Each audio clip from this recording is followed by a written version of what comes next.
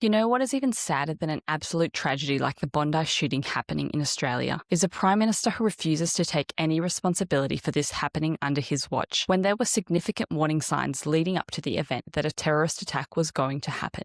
Today, Albo went on Karl Stefanovich's podcast, I think in an effort to improve his public image, but what a hole he dug for himself and then proceeded to bury himself in it. For anyone who hasn't been following, Karl has recently started a podcast interviewing the likes of Pauline Hanson, Barnaby Joyce, Jacinta Price, and Big Chocky, and has gained a significant following in doing so. He is capturing a lot of what Australians are feeling right now. So Albo then asked to come on his podcast. Let's just take a listen to what he had to say. But you don't accept any responsibility Overreach. for that. No, look, I'm very sorry that that happened on my watch.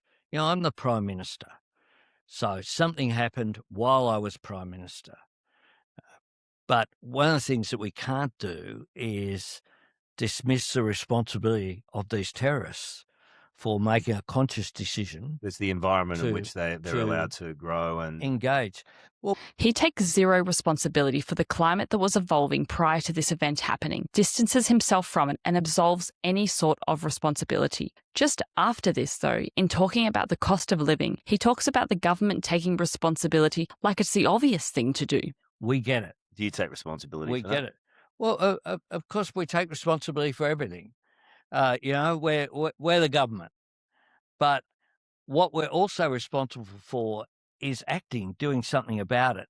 Hmm. And Where is this responsibility in the greatest terrorist attack we have had in Australia for decades, where under his watch he has allowed groups to protest against Jews in iconic Australian landmarks, doing absolutely nothing to stop it? And even in the wake of Bondi, where his supposed hate speech laws were meant to solve this problem, they are powerless, with the likes of prominent Australians attending pro-Hamas protests and calling for the globalising of the Intifada, the exact situation that was allowed to foster prior to Bondi. He later on uses buzzwords like polarisation and blames the algorithm for the discontent that is now in Australia. However, this is just not true. We are seeing strong men step up and lead. A great example is Chris Minns, a Labor guy. I never voted Labor and probably never will. However, I've been incredibly impressed with his leadership and action in the wake of Bondi and how he is stepping up and leading. Australians want to see leadership.